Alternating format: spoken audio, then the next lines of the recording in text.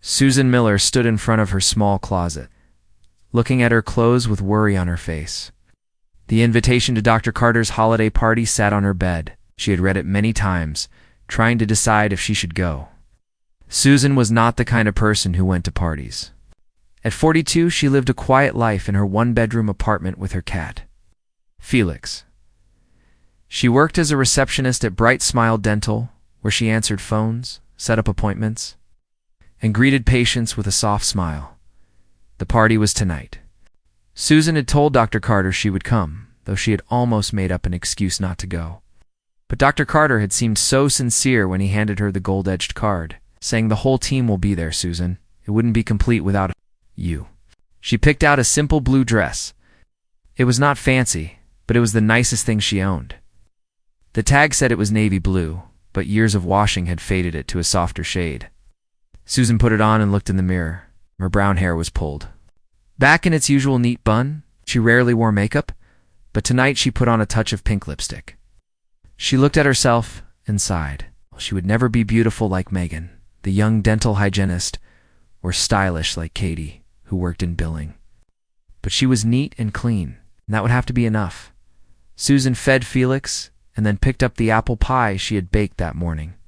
She didn't know what to bring to a party at a big house like Dr. Carter's, but her grandmother had always said never to show up empty-handed.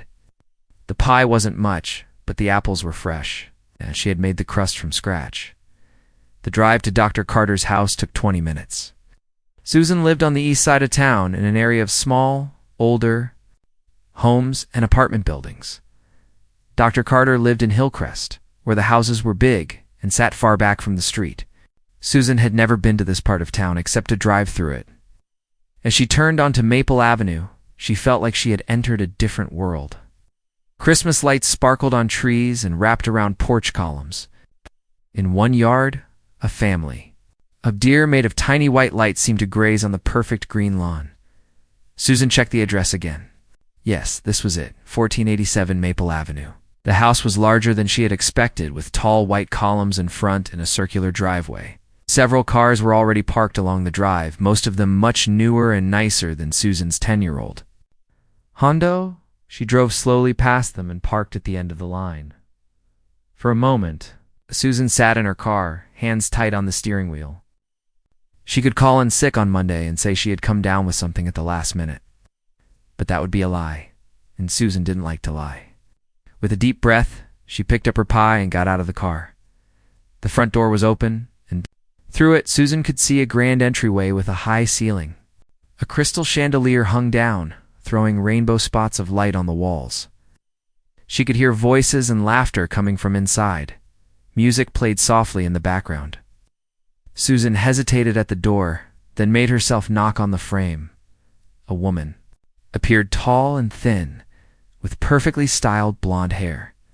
This had to be Bethany Carter, Dr. Carter's wife. Susan had seen her picture on Dr. Carter's desk, but had never met her in person. "Yes," Bethany said, looking Susan up and down. "I'm Susan Miller. I work for Dr. Carter for Alan," Susan said, her voice coming out quieter than she meant it to. "Oh, of course," the receptionist Bethany said. Her smile did not reach her. "Eyes, come in, come in. Everyone's in the living room." Susan stepped into the house, feeling the plush carpet sink under her shoes.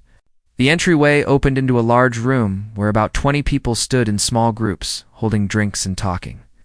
Susan recognized her coworkers but didn't know the others, probably friends of the Carters or spouses of the staff.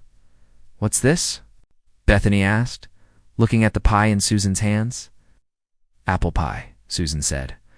"I made it this morning, homie," Bethany said. "You can put it in the kitchen with the other desserts." "Shh, through there." She pointed to a doorway, then turned and walked away without another word. Susan found the kitchen, which was as big as her entire apartment. Stainless steel appliances gleamed under bright lights. On a marble counter sat several desserts, a chocolate cake on a crystal stand, a tray of tiny pastries, and a plate of cookies that looked store-bought but expensive. Susan set her pie next to them, suddenly aware of how plain it looked. She had used a simple glass pie plate, not even her good one, which had broken last year. She made her way back to the living room, where she stood awkwardly near the wall. Dr. Carter spotted her and came over, a drink in his hand. "Susan, you made it," he said. His face was a little red, and Susan guessed it wasn't his first drink of the night. "Can I get you something? Wine? Beer?" Bethany made some kind of fancy punch. "Just water, please," Susan said. "She didn't drink alcohol, doctor?" Carter looked disappointed but nodded. "Help yourself at the bar over there," he said, pointing to a table set up with bottles and glasses. "Mingle, have fun." He patted her arm and moved on to greet someone else. Susan got herself a glass of water and found a quiet spot near a bookshelf. From there, she could watch the party without being too noticeable. Megan was there with her boyfriend, a tall man with a beard. Katie from billing was talking to Patrick, one of the dental assistants. Dr. Brown, the other dentist in the practice, stood with his wife near the fireplace. Everyone seemed to know what to do, how to talk and laugh and fit in. Susan took small sips of her water and wished she were at home with Felix and a good book. As the evening went on, more people arrived. The room grew louder, the laughter more frequent.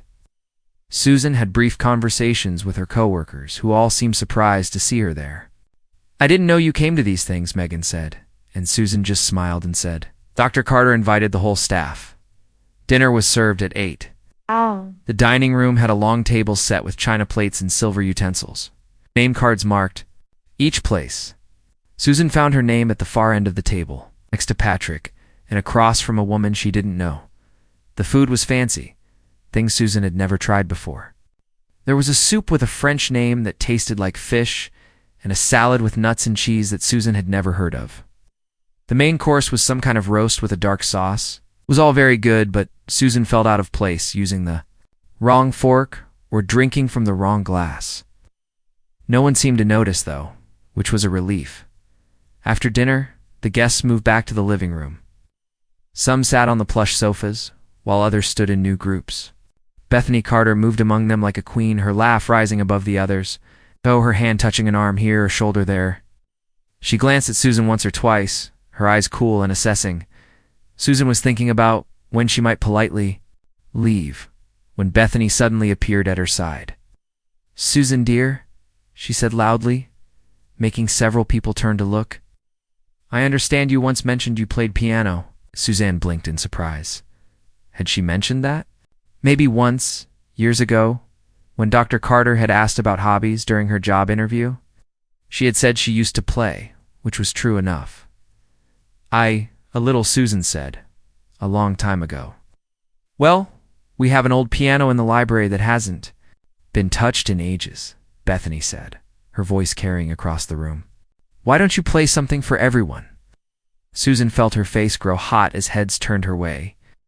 "Oh, I couldn't possibly," she said. "I haven't played in years." "Nonsense," Bethany said, taking Susan's arm. "I insist. Everyone would love some music, wouldn't they?" She looked around at the other guests, who nodded and murmured agreement, though some had strange smiles on their faces. Before Susan knew what was happening, Bethany was leading her through the crowd, toward a door at the back of the living room. Others followed, their interest caught by this unexpected turn of events. Susan felt trapped. She couldn't refuse without seeming rude. But the thought of playing in front of all these people made her stomach tight with fear. The library was a handsome room with walls of books and leather chairs. In one corner stood an old grand piano, its dark wood dull with dust. Dow. As Susan approached it, she could see it hadn't been cared for in a long time. Dow. The lid was closed, and a framed photo. And a vase sat on top, as if it were just another piece of furniture. "Here we are," Bethany said, removing the items from the piano lid. "Give us a little tune." Susan stood frozen, looking at the piano. Round her, the guests waited, watching with curious eyes. Some whispered to each other behind their hands. Susan saw Patrick give her a sympathetic look, and Katie seemed embarrassed for her.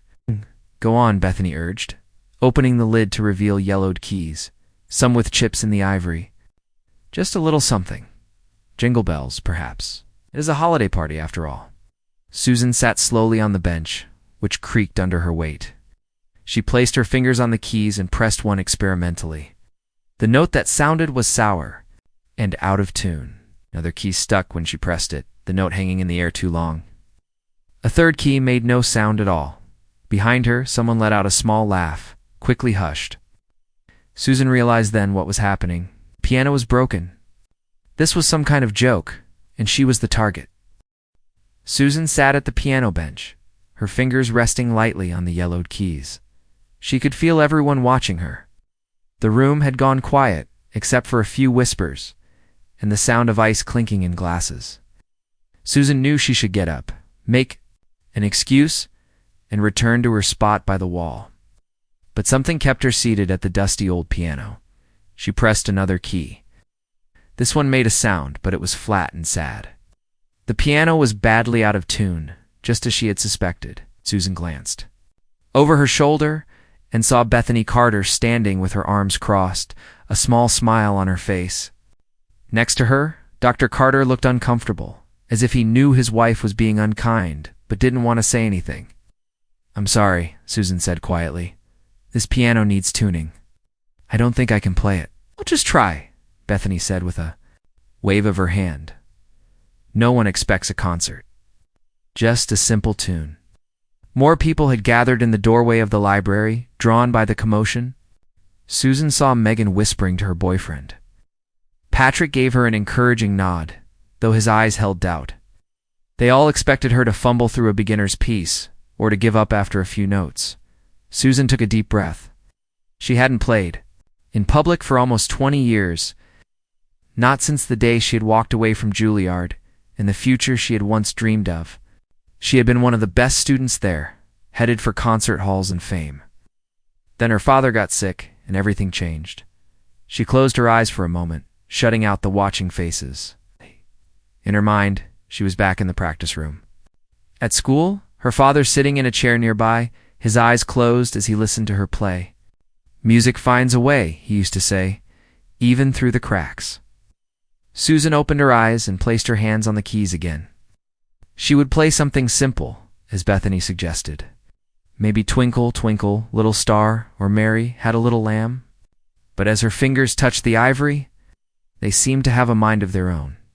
Instead of a children's tune, Susan began to play the opening notes of Chopin's Ballade No. 1 in G minor. It was a difficult piece, one that had won her praise at school. Her fingers moved slowly at first, testing each key, finding the ones that worked, and avoiding the ones that didn't. The melody was halting, broken by the piano's flaws, but it was there. As she played, something strange happened. The years fell away, and Susan remembered what it felt like to lose herself in music. Her hands grew more confident, moving faster across the keys. She worked around the broken notes, changing the piece slightly when needed, but keeping its heart intact. The autotune keys, which had sounded so wrong before, now seemed to add something to the music, a haunting quality that fit the piece's mournful beauty. Behind her, the room had gone completely silent. No one whispered now. No one moved. They all watched as Susan's hands flew over the keys, her body swaying slightly with the rhythm of the music. The piece built in intensity, growing louder and more complex.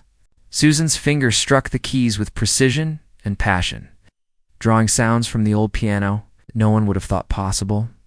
When she reached a part where several keys didn't work at all, Susan improvised, creating a new path through the music that honored the original but made it her own. It was as if she was having a conversation with the piano, understanding its limits but also seeing its possibilities. The final section of the piece was a torrent of notes, a waterfall of sound that should have been impossible on such a broken instrument. But Susan's hands moved with incredible speed and skill, finding a way to make it work. The music filled the room, bouncing off the bookshelves and the high ceiling, wrapping around the stunned listeners. When the last note faded, Susan sat still, her hands resting in her lap. For a moment, the silence was complete. Then she heard a sound behind her, the crash of breaking glass. She turned to see that someone had dropped a drink. No one moved to clean it up. They all stared at her, mouths open, eyes wide with shock. Dr. Carter was the first to speak. "Susan," he said, his voice barely above a whisper. "That was ... Where'd you learn to play like that?" Susan felt her face grow hot. She wasn't used to being the center of attention. I studied piano, she said simply. Studied, Bethany said. Her face had lost its smug look. Now she seemed confused, almost frightened. Studied where? Susan looked down at her hands. At Juilliard, she said quietly. The name sent a ripple through the room. Everyone knew Juilliard, one of the best music schools in the world. Juilliard, Katie repeated. But you're a receptionist. You answer phones? Susan nodded. Yes, I am now. I don't understand, Dr. Carter said, moving closer to the piano. If you were at Juilliard, why aren't you? I mean, with that kind of talent. ... Susan stood up from the bench. She didn't want to talk about it. Not here. Not with all these people watching. But she could see they were waiting for an answer. The joke had backfired on Bethany, but now everyone was curious. My father got sick during my last year there, Susan said. It's cancer. I left school to take care of him. After he died, I needed a job. I couldn't. I didn't want to go back to music then. But that was years ago, Megan said. She never went back. Susan shook her head. The longer I was away, the harder it seemed to return. I got other jobs. I moved here. Life went on. Patrick stepped forward. Do you still play? I mean, at home or something? No, Susan said. I have a small upright piano in my apartment, but I keep it closed. I haven't played in years. Not until tonight. The guests looked at each other, not knowing what to say. The silence grew uncomfortable. Then Olivia Williams, a local music teacher who had come with her husband, spoke up. That was Chopin's Ballade No. 1 in G minor, she said. It's an extremely difficult piece. Most professional pianists struggle with it. You played it on a piano that's completely out of tune, with broken keys. That's almost impossible. Didn't know how to respond. She hadn't meant to show off or make anyone feel bad. She had just started playing and the music had taken over. I should go, she said. It's getting late. No, please don't, Dr. Carter said quickly. The party's just getting started. And ... We'd love to hear more.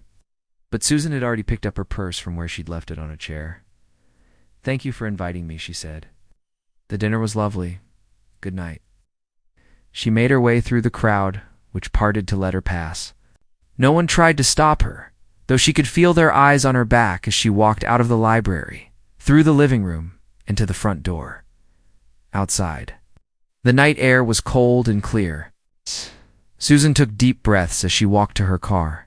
Her hands were shaking, not from the cold, but from the emotions running through her. Playing again after so long had awakened something she had tried to keep buried. The feeling of the keys under her fingers. The way the music flowed through her, it was both wonderful and painful.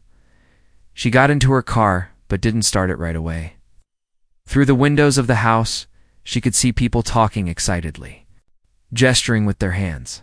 They were talking about her, she knew. By Monday, everyone at work would have heard the story of quiet Susan Miller and her secret talent. Susan leaned her head against the steering wheel. She didn't know whether to laugh or cry. For years, she had kept her past hidden, becoming invisible in her simple life. Now, in one evening, everything had changed. As she finally started the car, Susan realized something. Her fingers were moving on the steering wheel, playing an imaginary piano. And for the first time in a very long time, she didn't make them stop. On the drive home, Susan's mind was full of music. Melodies she hadn't thought of in years came back to her, as clear as if she had played them yesterday. By the time she reached her apartment, she had made a decision. When she opened the door, Philus came to greet her, rubbing against her legs.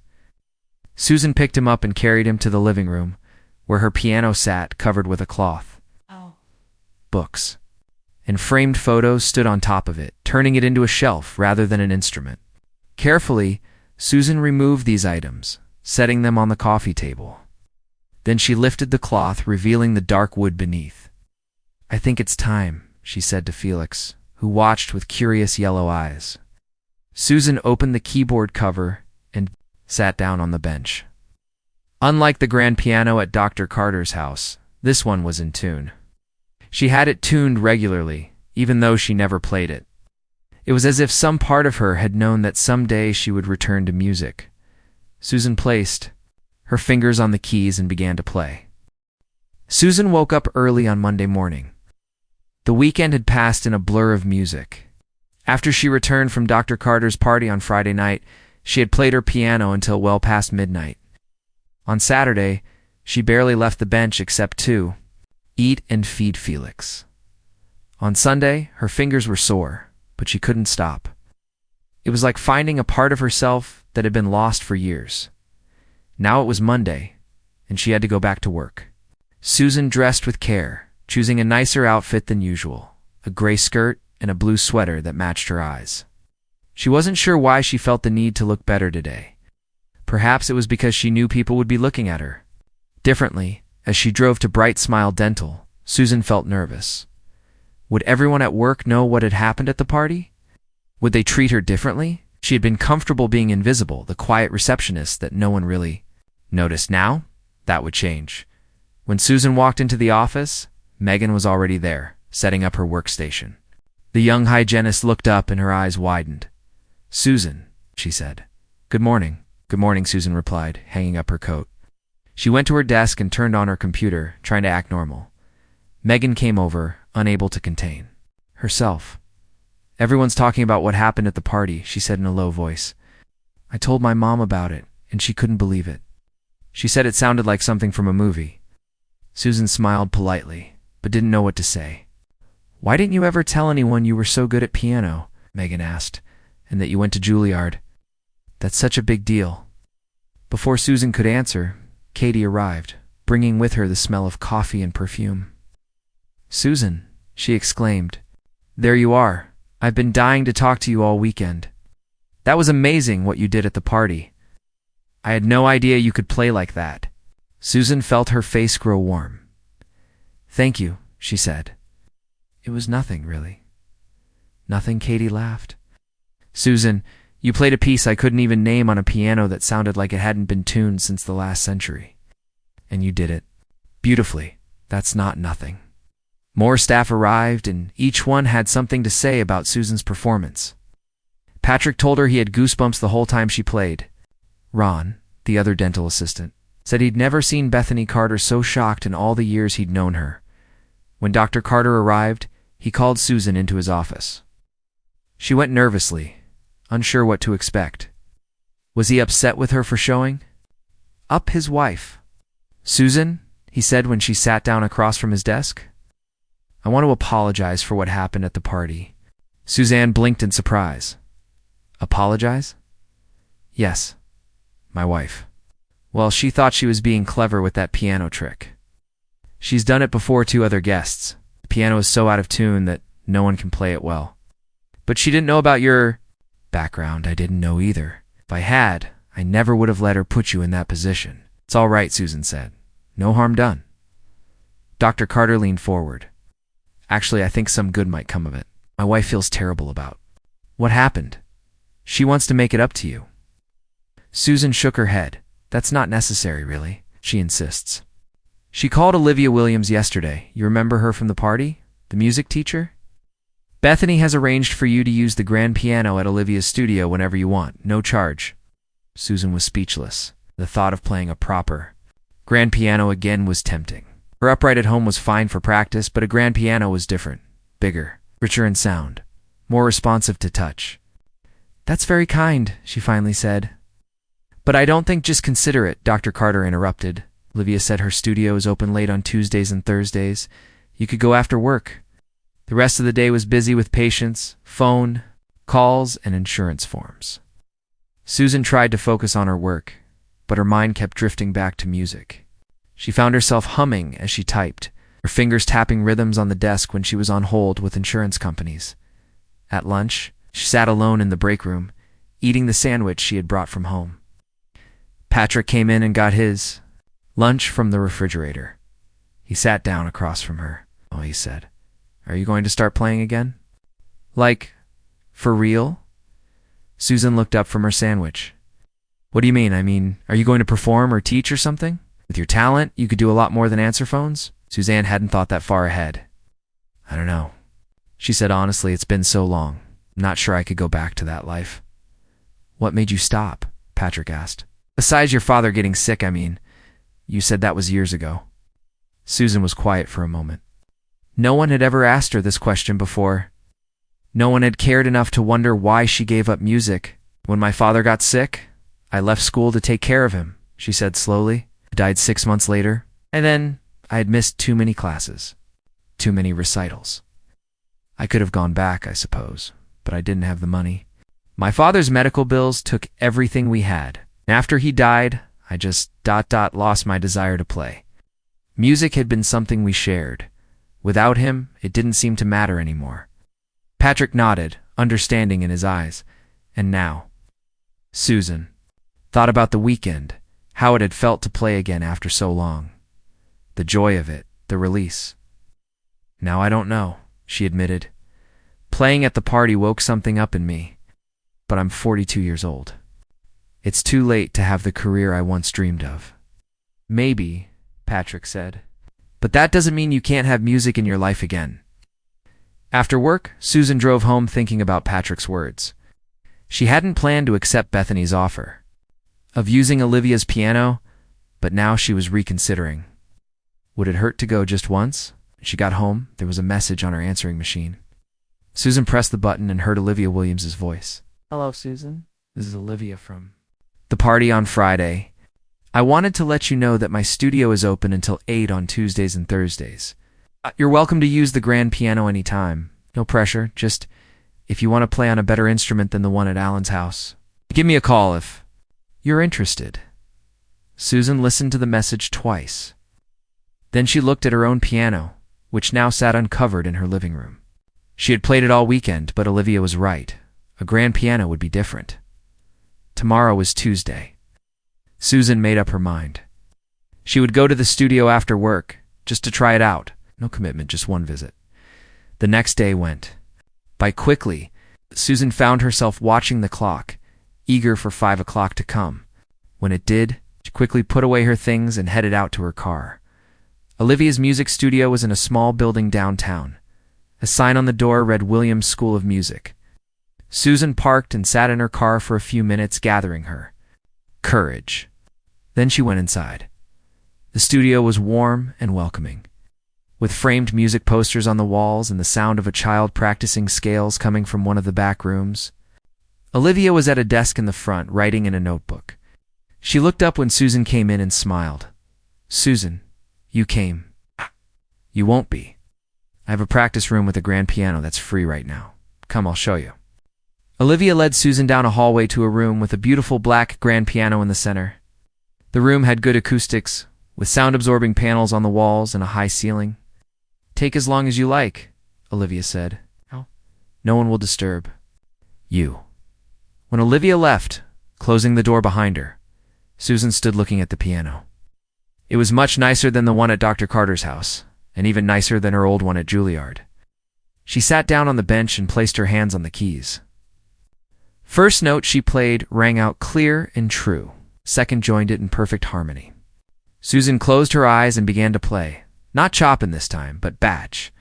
The complex mathematical patterns of his music had always challenged and soothed her. Her fingers remembered the notes. Even after all these years, time seemed to stop. As Susan played, she moved from Bach to Mozart to Beethoven, letting the music carry her away. She didn't hear the door open slightly. She didn't notice Olivia and a few of her students gathering in the hallway to listen. When she finally stopped, her hands resting in her lap, she heard applause from the doorway. Susan turned, startled to see a small audience had gathered. That was beautiful, Olivia said, coming into the room. You play with such feeling? A young girl, about 10 years old, looked at Susan with wide eyes. Are you going to give lessons here too? She asked. I want to play like that someday. Susan smiled at the child. I'm not a teacher, she said. I just came to try out the piano, but you could be a teacher, Olivia said. With your training and talent, you'd be wonderful with students. Think about it. As Susan drove home that evening, she did think about it. Teaching piano had never been her goal when she was younger. She had wanted to perform, to play in concert halls around the world. But that dream seemed far away now, a relic of her youth. Teaching, though, that was something she could do. She could share her love of music with others, help them find the joy she had rediscovered. It wouldn't be the life she had once planned, but it might be a good life all the same. When she got home, Susan called Olivia. "I'd like to come back on Thursday," she said. Over the next few weeks, Susan fell into a new routine. She still worked at Bright Smile Dental during the day, answering phones and greeting patients with her gentle smile. But on Tuesday and Thursday evenings, she went to Olivia's studio to play the grand piano. And on Saturdays, she began teaching her first students. Teaching was new to Susan. She felt nervous at first, unsure if she could explain the things that came naturally to her. But she soon discovered she had a gift for it. She was patient with beginners, breaking down complex ideas into simple steps. With more advanced students, she could demonstrate techniques that brought their playing to a new level. Olivia was delighted to have Susan at her studio. "You bring something special here," she told Susan after watching her work with a difficult student. "You connect with them. It's not just about the notes for you, it's about the feeling behind them." On this particular Thursday evening, Susan had just finished teaching a lesson to Emma, shy 12-year-old with natural talent but little confidence. Susan had been working with her for 3 weeks, and already she could see improvement. "Was much better," Susan said, as Emma finished playing a simple chop-in piece. "You're letting the music breathe now." Emma smiled, a rare sight. "It feels different when I play it that way." "That's because you're not just playing notes anymore. You're telling a story." Susan looked at the clock on the wall. "Our time is up for today, but I want you to practice that piece every day. Focus on the feeling, not just getting the notes right." Emma carefully put her sheet music in her folder. "Ms. Miller," she said hesitantly, "my school is having a talent show next month. Do you think I could play this piece?" Susan felt a rush of pride.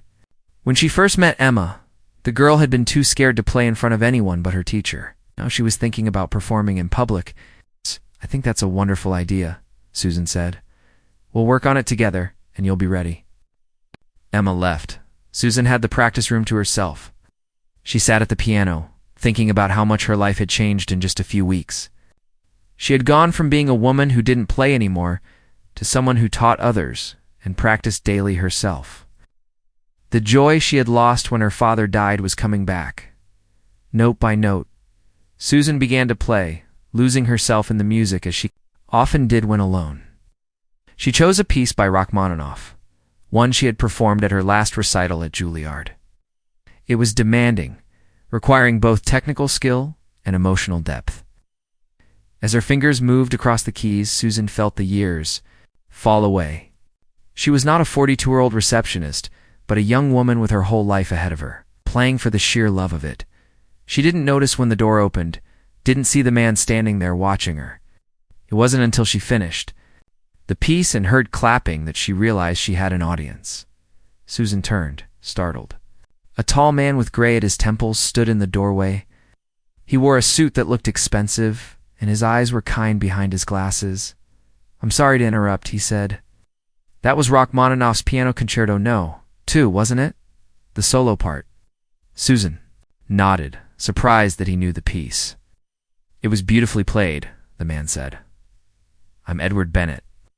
I'm the director of the Oak Ridge Community Orchestra." "Susan Miller," she said, standing up to shake his hand. "Olivia Williams told me about you," Edward said. She wasn't exaggerating your talent. Susan felt herself blush. "But Olivia's too kind." "No, I don't think she is. I know talent when I hear it." Edward stepped further into the room. "Our piano soloist has had to withdraw from our spring concert. She's expecting a baby and has been put on bed rest. We're looking for a replacement, and Olivia suggested you." Susan stared at him, me. "But I'm just a teacher now. I haven't performed in public in years." "You were performing just now," Edward pointed out, and quite brilliantly. "That's different. I was alone, or I thought I was." Edward smiled. "The concert isn't until May. That gives you almost 2 months to prepare. We're doing Beethoven's Emperor Concerto. Have you played it before?" "Yes, at Juilliard," Susan said. "But that was a long time ago." "Like riding a bicycle, I imagine," Edward said. "It comes back to you." Susan wasn't so sure. Playing for herself or teaching others was one thing, Performing with an orchestra in front of an audience was something else entirely. The thought made her stomach tight with anxiety. "I don't think I can," she said softly. Edward looked at her thoughtfully. "Would you at least consider it? Come to a rehearsal, meet the orchestra, then decide." Susan hesitated, then nodded. "I can do that." "Excellent. We rehearse on Monday evenings. At the high school auditorium, 7 o'clock. Edward handed her a business card. "My number is on there if you have questions. I hope we'll see you on Monday." After he left, Susan sat back down at the piano bench, her mind spinning. Play with an orchestra? Perform in public? The idea both thrilled and terrified her. When she got home that night, Susan called her mother. They talked every Sunday, but Susan needed her advice now. Her mother had always supported her music, even when her father was the one who truly understood it. "Mom, something happened today," Susan said after they had exchanged greetings. "Are you all right?" her mother asked, concern in her voice. "Fine, more than fine, actually. I've been asked to play with the community orchestra here, as a soloist." "Oh, Susan," mother's voice filled with joy. "That's wonderful news. Our father would be so proud." Susan felt tears come to her eyes at the mention of her father. "I don't know if I can do it, Mom. It's been so long." "What if I fail?" "Susan, Elizabeth Miller," her mother said firmly. "You have never failed at anything you truly wanted to do. Your father always said you had more talent in your little finger than most people have in their whole body. If you want this, you can do it." "I'm scared," Susan admitted. "Of course you are. That's normal. But don't let fear rob you of this chance. You gave up so much to take care of your father. He never wanted that for you. He wanted you to shine." After talking with her mother, Susan sat at her own piano at home. She tried to play the first movement of Beethoven's Emperor Concerto from memory. Some parts came easily, her fingers remembering what her mind had forgotten. Other sections were fuzzy, and she made mistakes. Susan got up and searched through a box in her closet where she had stored her old music books and scores. There it was, the sheet music for Beethoven's Piano Concerto No. 5, The Emperor. She had marked it up during her studies, her professor's comments written in the margins. Difficult passages circled in red, taking the score back to the piano. Susan began to play again, this time with the music in front of her. It was better, but still not perfect. She would need to practice many hours to get it right. Did she have the time, the energy, the courage? Susan thought about Emma, her shy student who was brave enough to sign up for a talent show. If Emma could face her fears, couldn't Susan face hers? On Monday evening, Susan found herself driving to the high school auditorium. She had practiced all weekend, working on the most difficult parts of the concerto. It was coming back to her. But she still didn't feel ready to commit to a public performance. The high school auditorium was large, the stage that held the full community orchestra. Susan slipped in quietly and sat in the back row of seats. Edward saw her and waved, but didn't interrupt the rehearsal to greet her.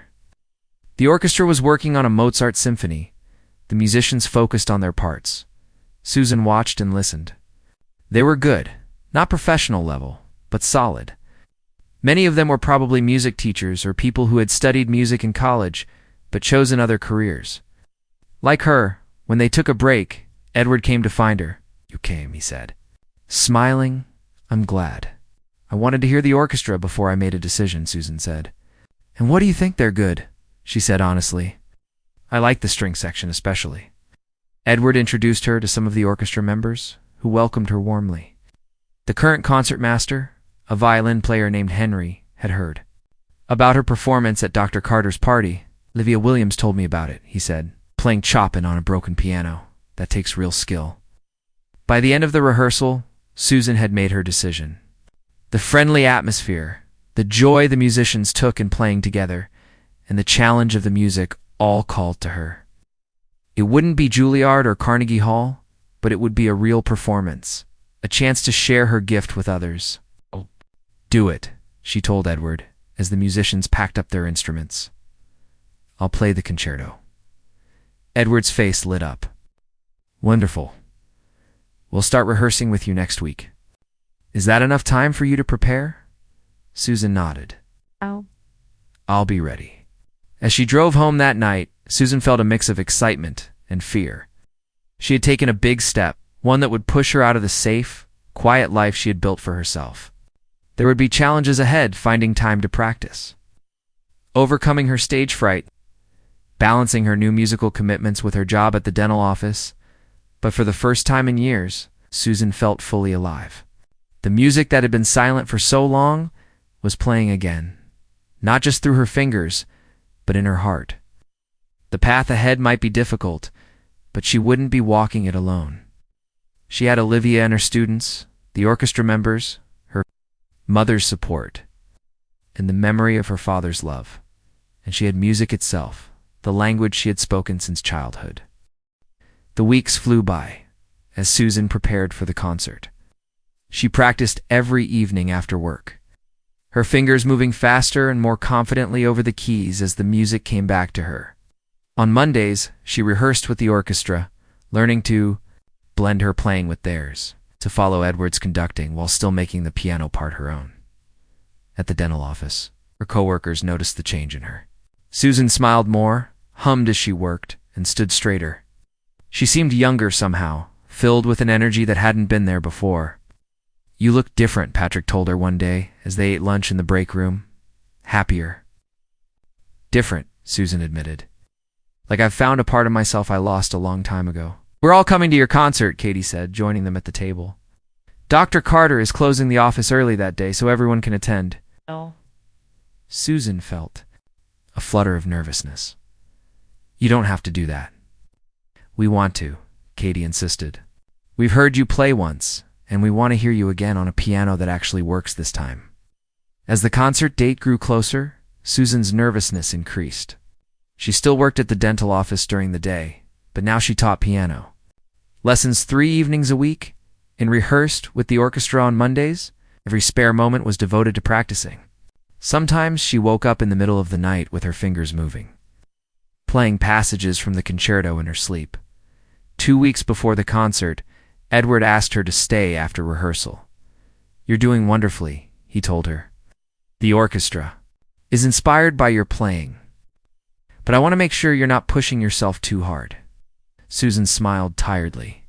"I'm a little tired, but it's a good kind of tired. I want this to be perfect." "It won't be perfect," Edward said gently. "Nothing ever is, but it will be beautiful. Your playing has heart, Susan. That matters more than hitting every note exactly right." The night before the concert, Susan couldn't sleep. She lay awake thinking about the journey that had brought her here. 6 months ago, she had been just the quiet receptionist, a woman with a secret past that she never spoke about. Then came the party at Dr. Carter's house, the broken piano that was meant to embarrass her, and the music that could not be contained. Now she was about to perform with an orchestra for the first time in 20 years. Her students would be watching, including Emma, who had done well in her school talent show. Her coworkers would be there. Olivia Williams, who had given her a chance to teach. Her mother was driving 3 hours to attend.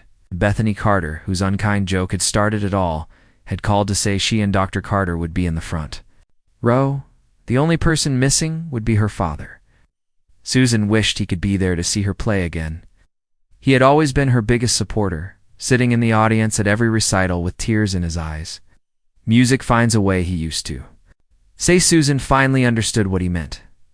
The day of the concert arrived. Susan went to work as usual, but found it hard to focus. Dr. Carter noticed and sent her home at noon. "Go rest," he said. "Save your energy for tonight." At home, Susan tried to nap but couldn't. Instead, she sat at her piano and played through parts of the concerto slowly, not to practice, but to calm herself. Felix sat on top of the piano, watching her with sleepy eyes.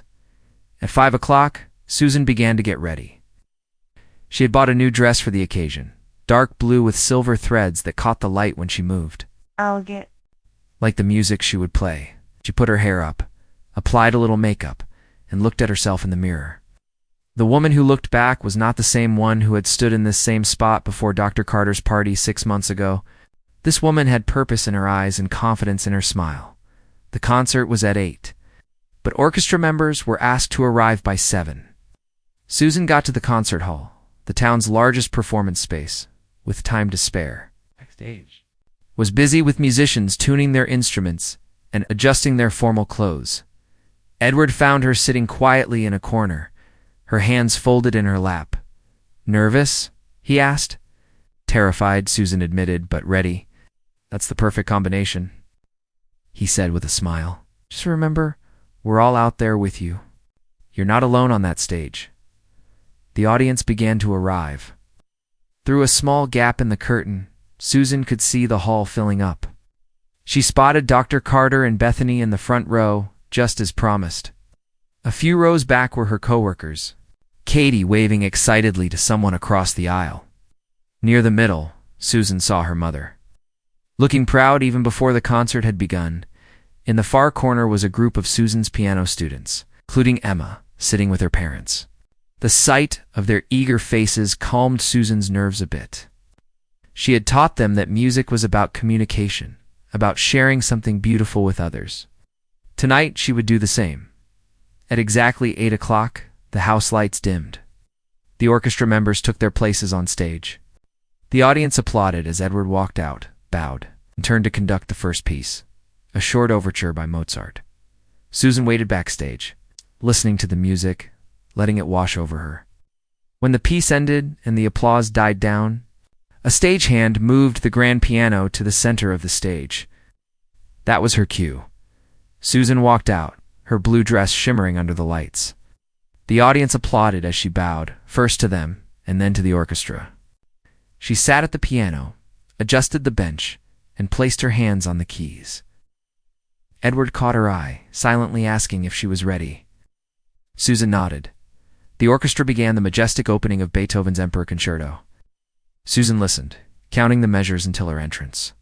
When the moment came, her hands moved with confidence, bringing forth the bold, triumphant theme. As she played, Susan forgot her nervousness. She forgot the audience, the lights, even the years of silence. There was only the music powerful. One moment, tender the next. Always moving forward with purpose and passion.